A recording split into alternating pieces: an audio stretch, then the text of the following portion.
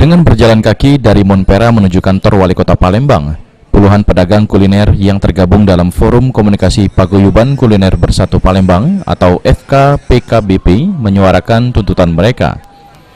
Sebelum sampai kantor Wali Kota Palembang, ratusan pedagang juga menyampaikan keinginan mereka di depan kantor Badan Pengelola Pendapatan Daerah atau BPPD Kota Palembang. Para pedagang kuliner meminta pemerintah Kota Palembang tidak menyemaratkan semua pedagang kuliner dengan pemberlakuan pajak 10%, meminta adanya perlibatan aktif dalam setiap tahapan revisi Perda khususnya penetapan pajak usaha kuliner di Kota Palembang.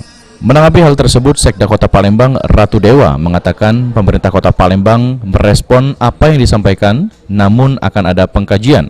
Meski demikian, dirinya setuju dengan pengklarifikasian pajak kuliner. Tapi tetap kita respon, ini kan bagian dari masyarakat menyalurkan aspirasi, walaupun terlepas mereka terkena atau tidak terkena, yang penting aspirasi ini kita respon. Nanti kan ada, tidak hanya sekedar di sini, ada pengkajian, substansinya apa, keinginannya apa, tadi kan konsepnya secara tertulis sudah disampaikan, akan dipelajari oleh BPPD sehingga bisa kita sampaikan ke DPRD bahwa ini loh, ada sebagian kecil aspirasi masyarakat yang kalaupun bisa direspon.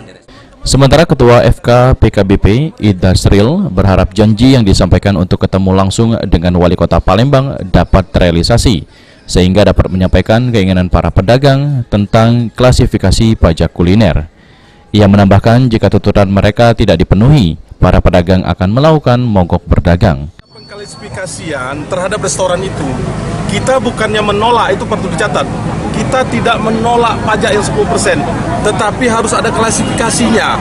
Restoran itu yang seperti apa? Tidak mungkin kita ini ditembak rata saja sama. Ada restoran seperti yang di mall, yang wajar saja itu disebut restoran. Hotel, rumah makan yang ada di hotel, itu wajar itu disebut restoran. Tapi wajarkah ketika itu warung kaki lima, tenda-tenda itu disebut restoran? Nah, itu yang kami dapatkan di Perda. Benahi dulu yang ini inti permasalahannya, bukan hanya omset, tetapi klasifikasi. Bijaklah dalam mengambil kebijakan, bukan kami menolak, tidak ada kita bahasa menolak. Kita wajib pajak, sampai sekarang pun pelaku kuliner tetap. Heru Wahyudi, PAL TV.